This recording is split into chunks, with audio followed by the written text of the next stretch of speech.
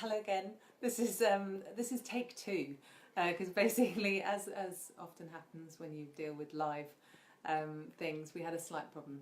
We had a little bit of a hitch with sound, and so we were getting lots of feedback from people online that they really couldn't hear. So I'm really sorry about that. We've just had a 20-minute session with me talking at great length that no one could hear. So we just thought we'd acknowledge that and say, look, if anyone has got questions they want to ask me, really feel free to get in touch. I'm really happy to answer those individually, or to have a phone conversation. You can let me know if that's what you prefer. I guess it might be useful just to say a little bit of the highlights of what I spoke about, and that would probably be I guess a little snapshot would be that for me, what makes yoga helpful and potentially healing is the how we do it rather than what we do.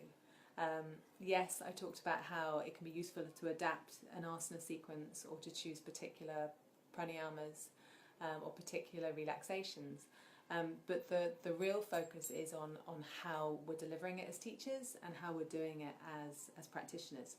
And this is where, like, broadening out to the whole yoga message, I think, is so important, and bringing in things like svadhyaya, self-study, bringing in ahimsa, self-kindness, and using those as our practices, those as themes to guide what we do. But also a practice, the value of working with the body is that we can practice in a way that helps us to get to know our bodies in a different way, to connect to our physical experience and to be able to respond to that in a different way to how we might be in the habit of responding, but also to be able to understand our emotional experience better, to be able to start to see our bodies as both a source of information and something that we can work with, as opposed to reject or try and shape or try and be different in some way.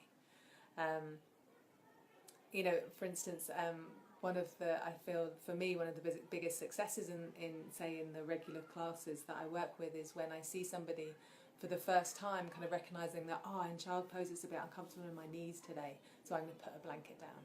And for me, that's a practice of yoga, that's a practice of ahimsa, that's responding to our body in the moment.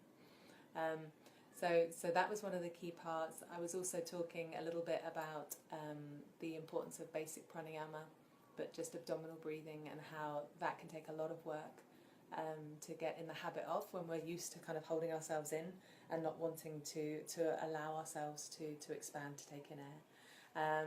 And then also the importance of deep relaxation, sure, but it needing to be guided, needing to support people to be in the present moment and to go through that process of relaxation. Using your voice as a teacher. So that would just be like a mini version of the 20 minutes we just spoke. I just spoke in. There's a lot more covered in the course, obviously, that I've got, which is why we're doing this. That the course is next week, the 23rd to the 27th. And again, feel free to get in touch and to ask me any questions. Thank you very much, and thanks for tuning in for a second time if you did. Okay, bye.